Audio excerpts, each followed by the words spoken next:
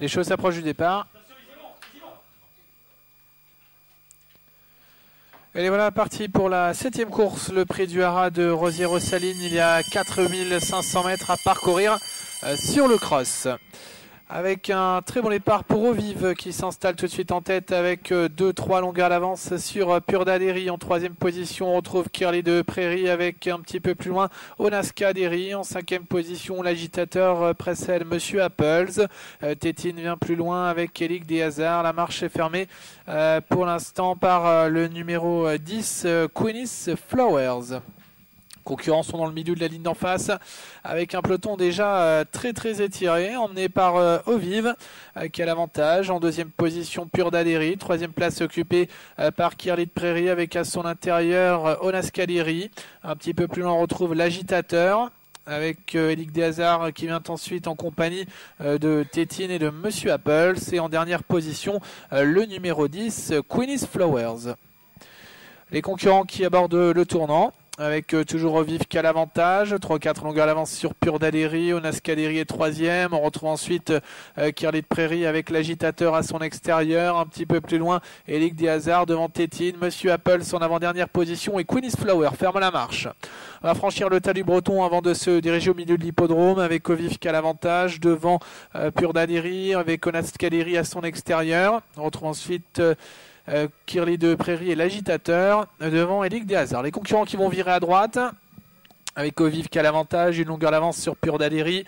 Onaska Derry est 3e pour franchir le contre-haut avec une petite faute de Kirly de Prairie avec à l'arrière-garde Queen's Flower qui ferme la marche. Traverser la piste de trop pour se diriger vers le vieux mur et franchir une première fois la banquette avec l'avantage pour Eaux-Vives devant Pure d'Adéry, Onaska Derry. En 4e position, Elic des Hazards. On retrouve ensuite l'agitateur en compagnie de Kirly de Prairie, voilà, le cavalier de Kirly de Prairie qui rencontre un gros problème avec sa selle pour franchir la banquette. Il s'est dérobé d'ailleurs. Donc dérobé le numéro 9, Kirly de Prairie. Et tombé d'ailleurs.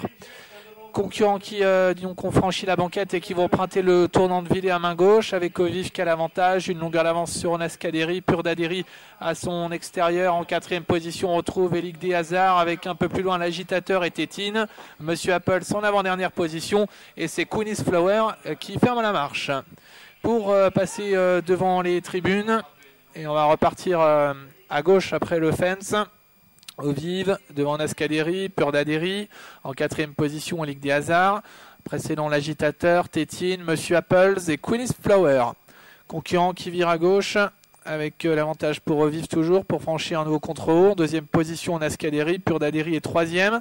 4e place occupée par Elic des Hazards. On retrouve ensuite l'agitateur, Tétine, Monsieur Apples avec un petit peu plus loin Queen's Flower qui ferme la marche.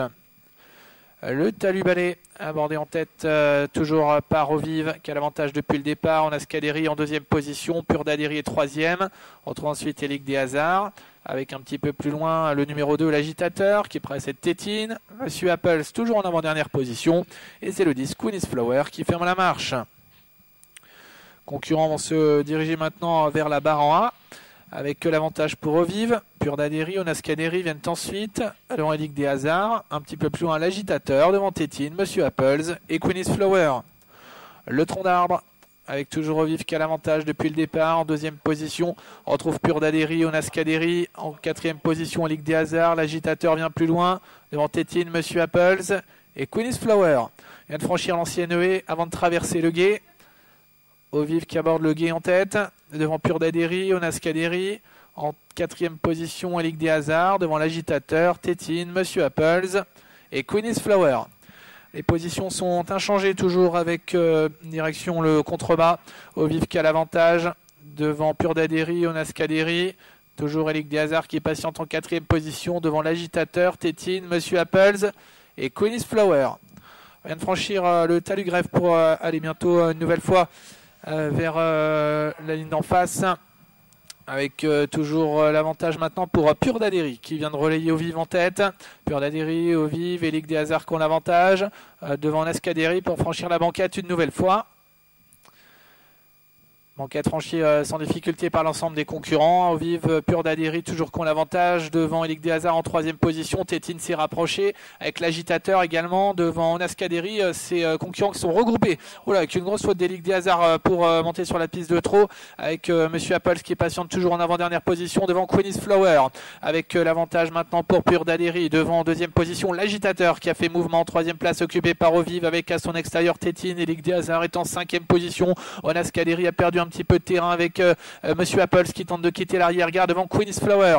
Les concurrents qui abordent bientôt la phase finale avec Pur Daderi qui a l'avantage à son extérieur, l'agitateur en 3e position Tétine, Elic des Hazards est 4e. Au vive tente de réaller du terrain avec Onaskaderi qui vient plus loin alors que l'agitateur vient de tourner au large et tente de revenir maintenant pour se diriger vers le tournant final avec Elic des Hazards qui a l'avantage à son intérieur. Au vive qui est revenu en bonne position, l'agitateur Pur Daderi vient plus loin avec en 4e ou 5e position Elic des Hazards qui n'a pas dit son dernier mot avec un petit peu plus loin Monsieur Apples, Onaskaderi et Queen's Flower qui tente de quitter l'arrière-garde. L'entrée du tournant final, Elic des Hazards qui a l'avantage avec à son extérieur l'agitateur qui va même prendre le meilleur en 3e position. Tétine qui est près des premiers avec un peu plus loin Pur Daderi qui tente de revenir entre les deux derniers obstacles avec l'agitateur à l'extérieur. Elic des Hazards le long de la corde en 3e position. Tétine devant Pur Daderi qui est 4e. Direction la dernière haie avec toujours l'avantage pour l'agitateur à l'extérieur, mais au centre Elic des Hazards se défend bien avec Tétine qui va le long de la corde. La dernière haie franchie en tête par ses trois concurrents. Tétine à la corde, l'agitateur à l'extérieur, Elic des Hazards au centre avec l'agitateur qui a l'avantage à l'extérieur, mais Tétine se défend bien. L'agitateur Tétine qui lutte pour la victoire. Tétine, l'agitateur, Tétine le long de la corde, l'agitateur à l'extérieur. Tétine qui va l'emporter devant l'agitateur. Tétine qui l'emporte. L'agitateur se classe 2e. La 3e place pour Elic des Hazards, la 4e pour Pur Daderi devant Queen's Flower et Monsieur Apples.